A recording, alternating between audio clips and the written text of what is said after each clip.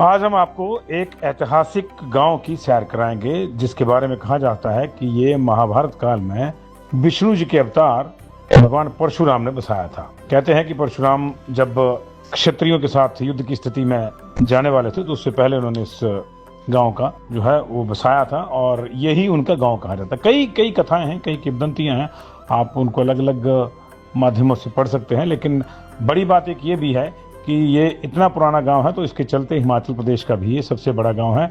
2011 की जनगणना में यहाँ 7,000 के आसपास लोग रहते थे और अब आप सोच सकते हो कि अगले 14 साल के भीतर ये जनसंख्या कहाँ पहुंच गई होगी। अब तो निर्मंड खैर पूरी की पूरी पंचायत ही, इसको एक गांव कहना भी 2 बार सोचना पड़ता है गांव कहने से। लेकिन मूल रूप से इसका मुख्य आकर्षण है परशुराम जी की कोठी या परशुराम जी का घर, या जिसे आप मंदिर भी कह सकते हैं। ये गांव के बीचों बीच स्थित है और काटकुणी शैली जो प्रसिद्ध है हिमाचल प्रदेश में लकड़ी के ही निर्माण की, उससे ये बना हुआ है। और मूल जो मंदिर का विग्रह है वो सिर्फ और सिर्फ तब खुलता है जब नरमेघ यज्ञ, जिसे स्थानीय भाषा में भूंडा यज्ञ भी कहते हैं, उसी समय जो है मूल जो विग्रह है उसके दर्शन, परशुराम जी की मूर्ति को पालकी में बाहर लाया जाता है और उनके दर्शन होते हैं। अन्यथा जो है बाहर से ही आपको जो है देख कर जाना पड़ता है, माथा टेक कर जाना पड़ता है कि ऐसी इनकी जो अपनी मान्यताओं के चलते इस तरह की परंपरा वहाँ पे है। लेकिन बहुत ही बड़ा किलानुमा ये घर है और इससे आप आइडिया लगा सकते हैं कि उस समय में जब 6वीं या 7वीं शताब्दी का ये निर्माण हुआ होगा तो कितना अद्भुत निर्माण होगा। वक्त के साथ साथ इस पर कुछ परेशानियां आई हैं, वक्त के साथ साथ कुछ इस पर नई चीज़ें भी जुड़ी हैं जो दिखती भी हैं। और इसके साथ ही कहते हैं कि उसी युद्ध के लिए, जिस युद्ध की हमने चर्चा पहले करी, उसी युद्ध के लिए शक्तियां प्राप्त करने के लिए जो है भगवान परशुराम ने यहाँ माता अंबिका के मंदिर की भी स्थापना की थी। एक कहानी ये भी कहती है कि जब उन पे मातृ हत्या का पाप लगा तो उसको धोने के लिए उन्होंने की। कई कहानी, जैसे मैंने कहा पहले, अलग अलग कथाएं हैं।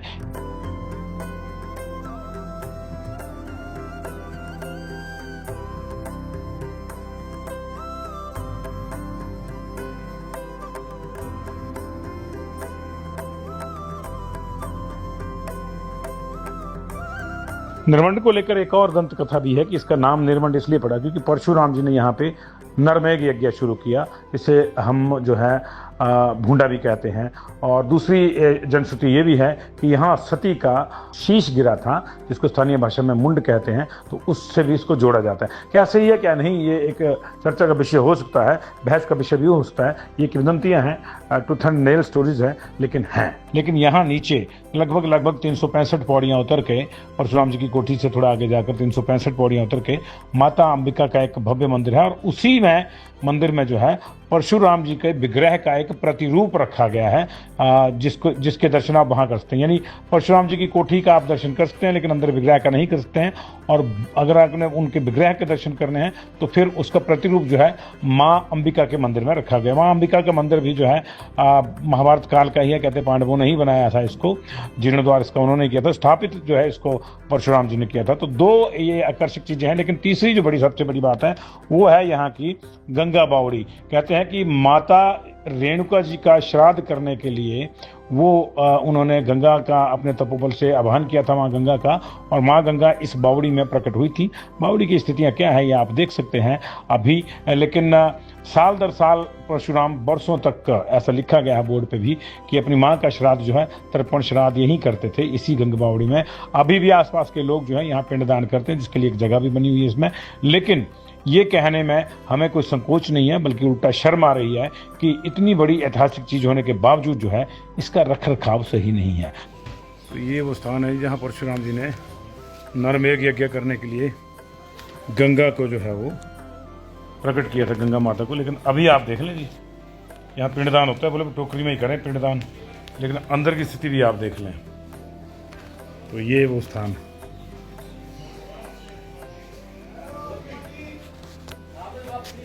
गंगा को प्रकट किया था जी यहाँ।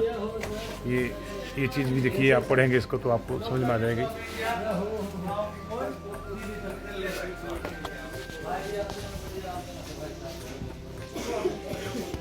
परशुराम कोठी का रखरखाव से आप संतुष्टि जाहिर कर सकते हैं, माँ अंबिका के मंदिर से आप संतुष्टि जाहिर कर सकते हैं। लेकिन गंगा बावड़ी या गंगा बावड़ी जो बीच में ही स्थित है, बाजार के बीचों बीच, इतनी ऐतिहासिक चीज़ है, इसका जो है अभी तक जो है मुझे जो है कोई संकोच नहीं है कहने में कि ये बड़ी ही दयनीय स्थिति में है। और इस मामले में जो है चाहे वो लोकल पंचायत हो, चाहे लोकल प्रशासन हो, चाहे हिमाचल सरकार हो, चाहे हिमाचल का टूरिज्म डिपार्टमेंट हो, जो भी संबंधित शासन प्रशासन के लोग हैं उनको थोड़ा शर्म आनी चाहिए और इसका जीर्णोद्धार ढंग से होना चाहिए। बड़ा पवित्र जल है, यहाँ से तो लोग पीने के लिए भी ले जा सकते हैं और उस समय में तो निश्चित तौर से इसकी और बहुत ज़्यादा महत्ता रही होगी, लेकिन अभी जो है इसको संभालने की जरूरत है। तो ये परशुराम जी का गांव आप देख रहे हैं, परशुराम जी का गांव से जो है इसकी सेवा के लिए 5 गोत्री ब्राह्मण लाए गए। अच्छा जी, वो इसी की सेवा के लिए आए, वो दक्षिण भारत से बसाए गए। वो भी तब किया, ये नहीं पता क्योंकि परशुराम जी तो वो तो युग तो बाद में आए, वो तो युगों के से पहले के बंदे हैं। अब ये कब जरूरत पड़ी इस माया की, कब जरूरत पड़ी, ये तो अब वही जाने इसका तो। और ये मोरा परशुराम जी का ये है परशुराम जी का मोरा। ये एक फॉरेनर थी लेडी, वो यहाँ हर साल आती थी और वो बोलती थी कि मैं परशुराम जी से बात करती हूँ ध्यान में।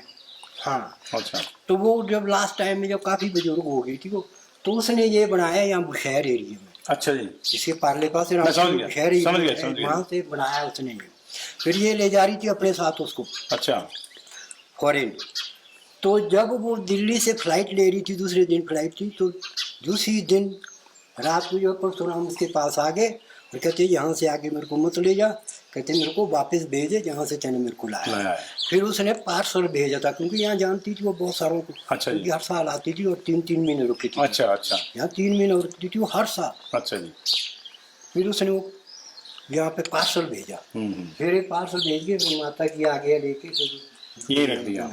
तो वैसे स्वरूप है जैसा ऊपर का है। हाँ, जो ऊपर है वो तो अंदर वो तो निकलेगा जब बूंदा होगा। हाँ, जब 1982 के बाद नहीं निकला, उससे पहले वो नहीं निकलता। ठीक ठीक ठीक ठीक, जय हो जी, जय हो माता। ठीक है जी, ठीक है। कैमरामैन रिंकू कुमार के साथ संजीव शर्मा, पंजाब केसरी टीवी, निर्मंड, हिमाचल प्रदेश।